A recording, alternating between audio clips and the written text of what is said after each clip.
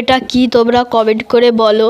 এটা ছাড়ানো হচ্ছে, আমি চাটনি বানাবো, তোমাদের দেখাবো। ফার্স্টে তেল দিয়ে আর পাঁচফোড়ন দিয়ে একটু নেড়ে নিচ্ছি।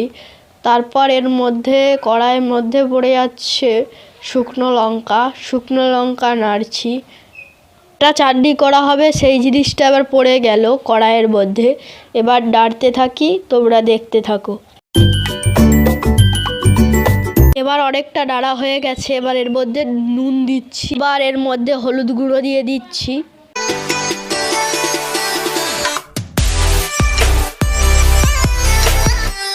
এবার জল দিচ্ছি, জল দিয়ে এবার ভালো করে নাড়ছি। এবার এর মধ্যে একটু চিনি দিয়ে দিচ্ছি, কিছুটা দিয়ে দিলাম, আর একটু দিয়ে দিচ্ছি। চলো একটু নেড়ে নিই।